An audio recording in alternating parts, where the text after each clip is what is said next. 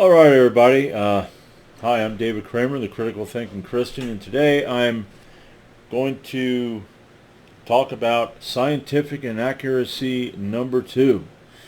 And this would be, here, let me go over here. Matthew 13:31 and 32. Another parable put he, Jesus, forth unto them, saying, The kingdom of heaven is like to a grain of mustard seed, which a man took and sowed in his field, which indeed is the least of all seeds, but when grown it is the greatest among herbs, and becometh a tree, so that the birds of the air come and lodge in the branches thereof. All right, now, what I want to find out was whether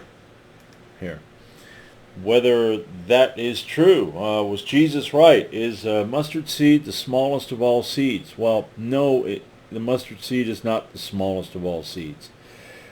Apparently in that part of the world, it may be, which means that Jesus only had an idea of you could say Jesus only knew what he knew in that area, okay?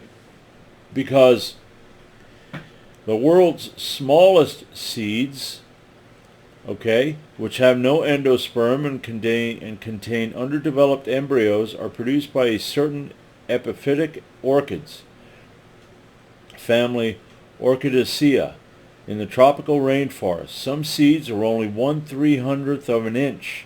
That'd be 85 micrometers long, which is below the resolving power of the unaided human eye.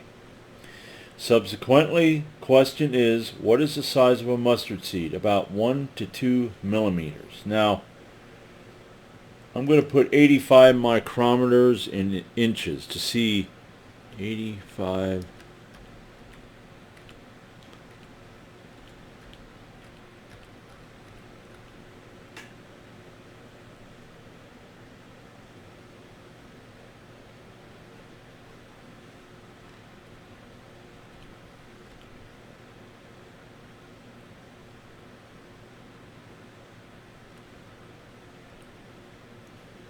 Yeah, now I want to see this. Wow.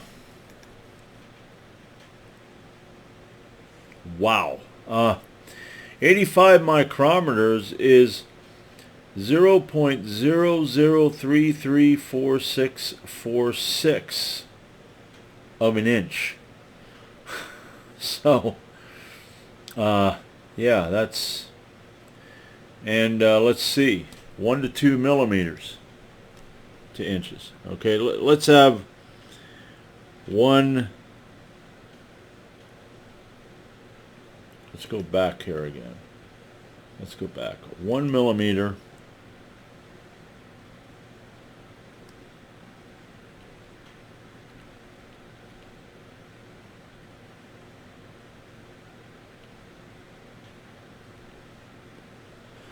Okay, 1 millimeter to inches.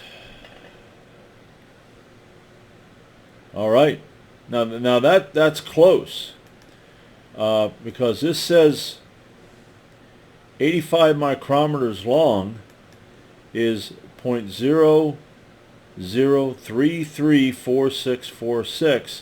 1 millimeter long is, well, yeah, that is okay. Yeah, so that was 003. So this is 03. Yeah. So that's a mustard seed.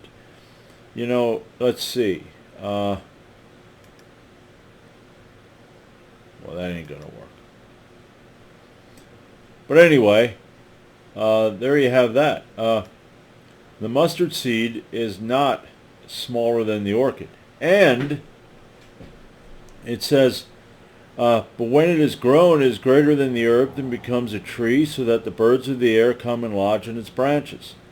So I found a picture of, right here, this is a mustard plant. And I don't know how tall this guy is. I'm thinking this here. This is in Israel now. Now, he looks like he might be American. Maybe he went on a pilgrimage over there and he found hey, look, it's a mustard tree. In the background, you can see a tree. Birds go in them branches. I think small birds, yeah, can sit in these branches. Okay, so, but Jesus acts like it's a tree.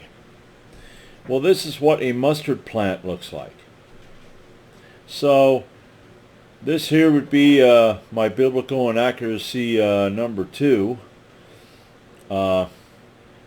So, that's pretty much all I have for right now.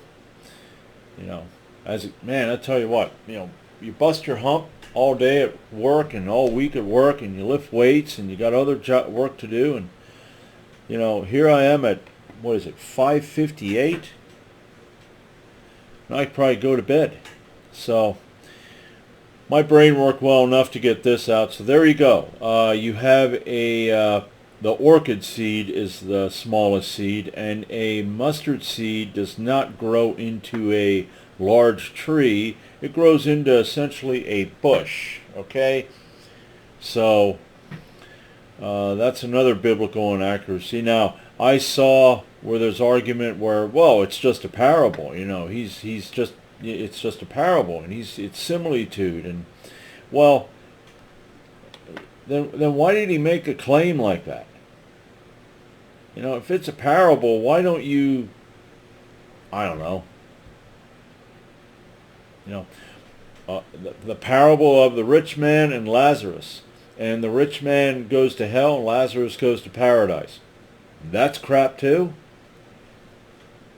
No, that ain't crap. Yeah, okay. Let's just look at it this way. In that area where Jesus was, he thought that mustard seed was the smallest seed because he didn't know about the orchid, even though he created everything. But at the same time, he apparently thought that the mustard seed turned into a giant tree. Yeah, okay. All right.